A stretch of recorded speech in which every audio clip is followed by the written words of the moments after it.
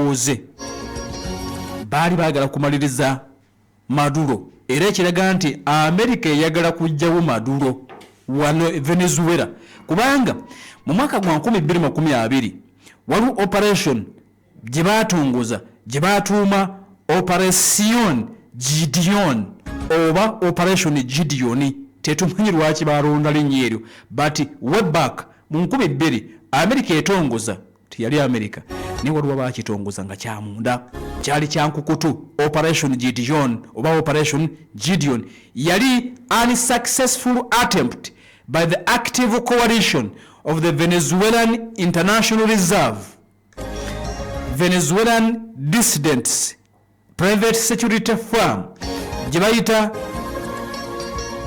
Silvercorp USA. Kyebakola America ng'ekozesa intelligence zino operation ntole zibanyonyola nga tuli eri mu reporter era ne tujja jifulira obudde tube eri mu reporter kuna ku lubeerero Sunday nemba nnyonnyola operation zino bwe zitambula kakati mu 2020 Abamerika clandestinely mu ngeri ya kimpowooze baaluka olukwe ne balutuma n'erinnya Operation Gideon oba Operation Gideon nga baagala bainfiltrating eggwanga lino mu nkukutu bagende nti bayite ku mazzi bajjewo Nicolas Maduro mu buyinza America pulaani eno nga bamaze okugiruka obulungi of course nga Venezuela teyina kumanya Maduro nga tayina kumanya kubigenda maaso mu Operation Gideon nga tamanyi okitegeera babagamba tusikone mukasirise kakati bwe baamaliriza okupulaninga of course njabbi babulira tujja gifulira obudde Operation Gideon eri mu reporter ku Sunday wona kadde kaba katono kati bwe baamala okupulaninga ne basalawo ebere executed bagiteeke mu nkola ng'ennaku z'omwezi 3 paka nga 4 May bagamba nti ennaku 2 kibenga kiwedde kati mu nnaku ezebbiri baali bapulaninze kukola ki bagamba baali balina jeno omu yali ku majega Venezuela jeno naye nga yadduka ng'abeera mu ggwanga lya Colombia okitegeera jeno ng'abeera mu ggwanga lya Colombia bamukozese ayingire eggwanga lya Venezuela ng'akozesa akaato ayite ku mwalo baguyita Makuto owulira Omumerika omusajja ayina enkwono Abamerika kati bateekateeka jeno bamuyise ku kaato bamulinyisa akaato ajja ayite ku mwalo gubayita Makuto ateekinge control eye kuno kwaliko jeno n'abalala abasirikale tiyali omu nti agenda kuteekinga over nga kuliko bajjena abamu abadduka kati bayitebwa ne Makuto bawambe airfield ekisaawe kakati bagende maaso n'okuba nti bakapucalinga mu pulaani mwali mukwata Maduro n'abanene mu gavumenti ye kati bamale babawere babafulumye eggwanga pulaani bwe yali kakati ekisinga okwewunyisa ekifaananyi kyendaba wano okuva mu Operation Gideon amagye ga Venezuela gabakwatira babakulengeza wano nga babakutte nga kuliko bamashinale abaali baleeteddwa akatundu akayitibwa Makuto Vargas n'akatundu akayitibwa Chihuahua Aragua gye baali bagenze maaso n'okuba nti abasajja bapangira olukwe nga ekiruubirirwa kyabwe kyakujjamu Maduro munnange tebyatambula bulungi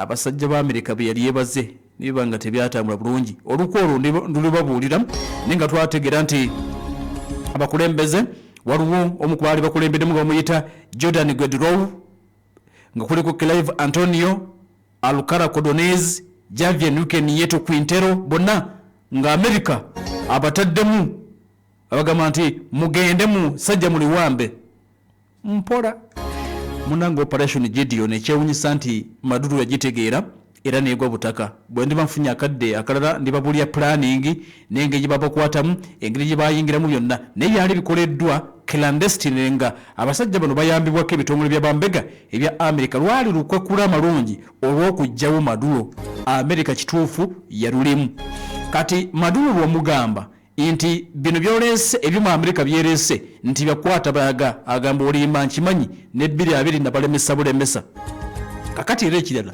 nti America bwe yadaba kiri kiganyi mu mwaka gwa 2020 bulijjo ekirowoozaako egamba nti naawe tulina kukozesa force. Luli bagezaako okukozesa amagezi ne bigaana mu kukozesa amagezi ag'ekikesi bagenda omusajja bamulivule bamukwate, ebyo byagaana.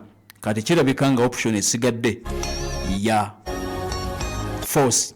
Kati ate mu kugaana Luli kyakola bubi nnyo abaagala okugyawo Maduro nti omuntu bw'omulumba okumutta n'otamutta kibeera kizibu okumutta olw'ensonga nti agenda kuba yeetegese ebbanga lyonna. Okuva 2020 Operation Gideon bwe yagwa obutaka, Maduro ne basajja be beetegeka n'okwongera okufuna obuyambi oluusi bw'oyinza okuyita obw'ebyekulwanyisa okuva mu banywanyi. Babadde bafuna nnyo obuyambi okuva e Syria, badde bafuna nnyo obuyambi okuva e Russia, okuva e North Korea n'okuva munda mu ggwanga erya Iran, kubanga baategeera nti waliwo olukwe Amerika okugyawo omusajja oyo kubanga tebamwagala. Amerika ensonga gyewa enkulu yakuba nti Venezuela ekukusa enjaga era nga president yakulemberamu abakukusa enjaga. Kyokka osobola okukkiriza nti ensonga eyinza okubeera nga weeri, naye n'ensonga esinga okubeera enkulu kwe kuba nti baagaana okubeera mukwano gwa Amerika. Aba Venezuela baagaana okubeera bakyali. Amerika kimenya amateeka okuba nga tuli mukwano gwayo, ekyo badde okimanyi. Bano bagamba nti nedda tujja kuba mukwano gwo, bali boyita abalabe baffe tujja okulagana nabo, ne basalawo bakulagane ne North Korea, kiruma Amerika. Abe Venezuela ne basalawo bakulagane ne Russia, ekyo kiruma nnyo Amerika. Abe Venezuela abo boolaba ba Maduro bakulagana na Iran, babadde bakulagana ne Syria ya Assad, ekyo kiruma Amerika. Gali amawanga etisooke ba Iran Uganda okulagana ne Amerika kubanga bali wala, naye no Venezuela ali kumpi na Amerika. Kati ate okulagana n'abasajja ekyo kive eri eggwanga lya Amerika. Kati ekintu kino kirabika nga kirimu nnyo ennugu Amerika okulumwa obusajja buno bu Venezuela sina bugagga nnyo, si nsi eryawo nti eriki newankubadde erina amafuta kubanga nabo balina amafuta ate mangi. Abe Venezuela amafuta bagalina ate nga mangi. Kati mu byonna ebitambula enjaga Maduro agikukusa tagikukusa, ekisinga okuluma Amerika nkikubuulidde nti okulugwana otya ne bali nga nze super power ndi wano, olabawo otya Russia okulagana n'Abachina ba Irani nga nze ndi wano, nja kukukuba. Omuntu tamwagala naye tayagala batamwagala. Muntu bw'aba takuwagala omuleka n'omuleka n'akulagala naye ku Amerika musango. Lwaki tokolagana nange? Njagala okulagana nange ku mpaka ya Amerika. Kati yayagala balirwana be bonna nga bakolagana naye, kubanga n'abatali balirwana nga tebakolagana naye era abawalana n'abakuba n'abateekako natti n'abateekako buli kimu. Gwe kasita omulaga nti oli mulabe we akuwalana ate n'alagira ne banywanyi be nabo bakuwalane, mumuteekeko natti Bungereza, nawe Canada teekako, Bufaransa teekako, tumuboole. Amerika alina nnyo enkola ya tumuboole. Kati enkola ya tumuboole ebaddewo ne mulimu amawanga agaagana okutuka olwa tumuboole. Kati ensonga enkulu mu byonna njaga bagitambuza tebagitambuza, nkubuulidde Amerika kijiruma kijinuguna sina ku mulembe gwa Trump wokka n'emirembe gyonna. Balabe Venezuela baagaana okugooka, baagaana okufukaamirira Amerika. Kati okuvuuna kati babadde bakyali balabe, kumpi buli mukulembeze abeerawo Amerika ebeera emwegezaamu. Venezuela versus America. Report in depth. New video today from Israel's military claims to show. You tell us your side of the story. Your side of the story. Hamas has underground tunnels and basements, but they sure know how Pal to torture. FM News and You World. Behind every statement, there is a bigger story. Get the bigger and real story. This is Pal FM. Ekkola ly'omuntu wa bulijjo. This is Pal FM ekwera omuntu wa bulijjo akyatugoberera wonna wuli webale nnyo webale eddala yinza omukugu bwati bwe tugenda maaso n'okulabika nti munnange tutambula. Wabiwulidde era obitegedde bulungi ebya Venezuela. Kale nno kati tugenda kurosinga tuddeko eno Venezuela anaakubwa taakubwe, ffe weetuli tujja kuba tukuwa nate update zonna okuva e Caracas. Naye okusooka omukulembeze w'eggwanga ettibwa erya Russia gwe bayita Kim Jong-un wunampuliriza yagenze dda maaso n'okeka nti ayolekera ekibuga ekiyitibwa Beijing muna mu ggwanga erya China okwetaba wakati mu parade y'amagye egenda okubeera munda mu ggwanga eryo. Kim nga bulijjo tatambulira ampuliriza tatambulira Kim nga bulijjo tatambulira mu nnyonyi ennyonyi okuleeta ku jjajja bazigaana jjajja Kim yerusanga tebatambulira mu nnyonyi abakulembeze b'e North Korea bazita nnyo kati batambulire mu train newankubadde nga tedduka nnyo. Kim Jong-un atambulira mu ggaali ey'omukka eri bulletproof bagamba nti eri safe nnyo era erina more comfortable space okusinga mpuliriza oba oliawo ennyonyi ba security guards ngo batambulira emmere gyalya nga eri safe n'amenities. Kakati omuli gategeezezza nti kitraini kino akyasimbudde olunaku oluyise tetunnabagenda maaso nokuba tutegeera obanga kimaze okutuuka naye nga kyasimbudde olunaku oluyise kitraini kye kya guliini mwagenda maaso nokuleka nti yatambulira. Kasookedde ng'afuuka omukulembeze w'eggwanga mwaka gwa 2011 Kim abadde akozesezza kitraini kino okutambula ng'agenda munda mu ggwanga lya China ng'agenda e Vietnam n'okugenda munda mu ggwanga lya Russia. Bwekyanga afuuka president mu mwaka gwa 2011 Kim yakagenda mawanga 3 tatambula nnyo abakulembeze nga bano tebatambula nnyo. Kim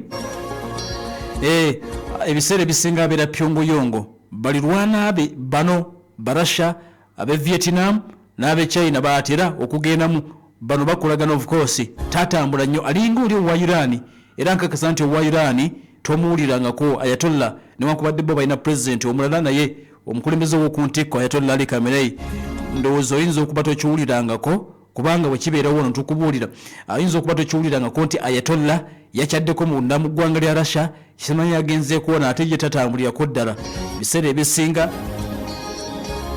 abeera mu bibye abeera munda mu ggwanga eryo eriyitibwa North Korea erya Iran. Kale nno mukwano gwe fataddeko Pal FM ekkula ery'omuntu wa bulijjo. Ekintu kino ekya Kim kyatambula nakyo kirina ebyana nga 15 kiriko ebyana byemuyita carriers 15 kati ebimu ku bino byebikozesebwa mu kulembeze era muno mwe muli bedroom ekisenge kye kyagenda maaso n'oleka nti yapoyeramu wakati mu lugendo. Kakati ebyana ebirala bye bitwala ba security guards ne medical staff era abagizimba bamutirako ne office mwasobola okuba nti akolera emirimu nga president w'eggwanga. Mulimu ebyuma ebimusobozesa okuwuliziganya ne bacommanders be bonna babeera alesse waka mu Pyongyang. Bamuterako restaurant omuli emmere gyalya ng'omukulembeze w'eggwanga era kwe kuli n'ebyana ebyetikka emmotoka ekika kya Mercedes eziri Amadi zatambuliramu ng'atuuse gy'alaga. Kakati onako mpuliriza bubadde busaasaana wano ne bakulaga nga Kim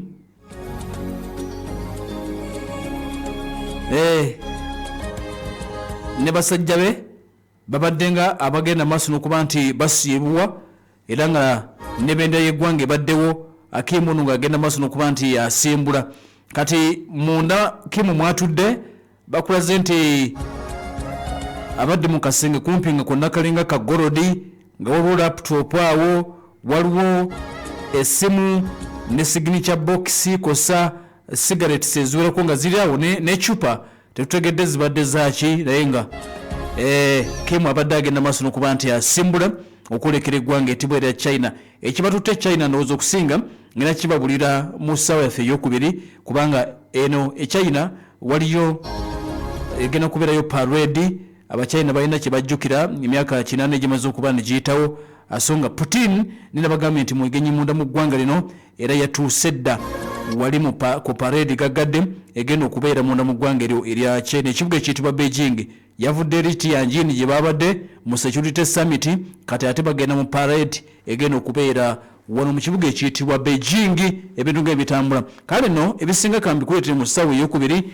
n'agafa mu Uganda 2026 nago gajja katukomewo. Mbanjulira M&H Islamic Research Center Nateeta baleese enzijanjaba eya hijama oba Islamic cupping ey'okulumika eri abalina obulumi obw'amaanyi mu mubiri musobole okubwegobako nga Ssemukkuto bwe yeegoba ku bali b'amayenje. Abalumwa amagulu n'omugongo nakanyama omubiri oguzitowa n'ennyingo n'omutwe ebiruma saako omutwe oguzitowa n'obulumi bw'omubiri obulala wamu n'okusannyalala. Abakyala abatawanyizibwa ensonga zaabwe n'azibukula enseke n'okujjanjaba ebizimba kabooto nga alusa ne kandida emisujja gyonna n'endwadde ez'ekyama n'okakasa nti ekinene ky'ekimira ekitono emmamba emirenkejje. Nga M&H Islamic Research Center abajjanjabisa hijama bali Nateete opposite ne Totala okupaaka ku Ntami Complex songa e Masaka bali Kinoni mu ttawuni ng'ate Bugwanjuba bali Shema Kabwohe ng'ebisingawo okubira Sheikh Kasujja Umaru ku 0702 720 695 oba 0782 720 695.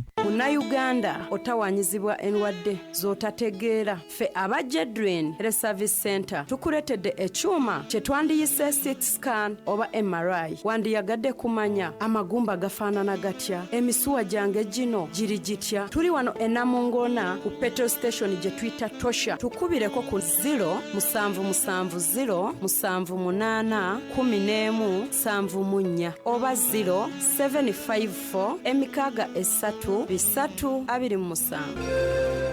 Obulwadde bw'omutwe kimu ku byoleka obusambattuko obutuusibwa ku kikula ky'omuntu kw'ossa n'ekirwadde kya mukenenya, naye okutegeera kwe kiva n'ebyo ebikivaamu kikulu nnyo. Kati bw'oba oyita mu kunyigirizibwa teweesisigiriza kufuna buyambi okuvaayo ku bulamu n'enkola y'obwongo bwo kyangu nnyo. Just tutegeezeeko butegeeza. Bw'oba oyina omuntu gw'omanyi ng'ayita mu kusoomoozebwa kuno, loopa ebikolwa by'obutabanguko eri ekikula ky'omuntu ng'obiroopa mu bantu abatuufu mu bwangu ddala ate mu ngeri eyeesigika. Tuukirira police station ekuli okumpi, eddwaliro, district probation offices oba ebitongole by'obwannakyewa. Twegatteko nga twongera okumanyisa abantu n'okwewala okusirika nga tuli ffenna tusobola okulwanyisa gender based violence n'okuyambako okubudaabuda abo abafunye ekizibu ku mitwe gyabwe. Kyalira Action Aid International Uganda website oba ogende ebwayise ku gender based violence shelter kusa Apollo Kagwa Road okufuna obuyambi mu by'amateeka kusa n'okubudaabudibwa. Kumya okusirika, okomya obusambattuko, okumanya ebisingawo kuba ku 0786 obubaka buno bukutuusibwako Action Aid International Uganda.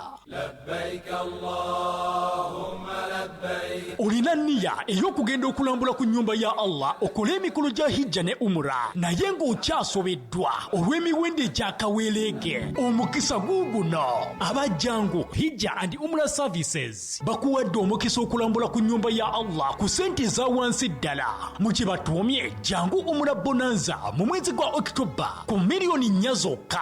Ng'otambudde bulungi, oliisiddwa bulungi, olambuzibwa ebifo byonna. Kati kozesa omukisa guno nga gukyaliwo ng'ogenda ku Access Building ku Lubaga Road room number 07 obuukinge nga bukyali. Kubira Haji Kaganda ku 0702 492 18 oba Sheikh Sekizivu ku 0752 18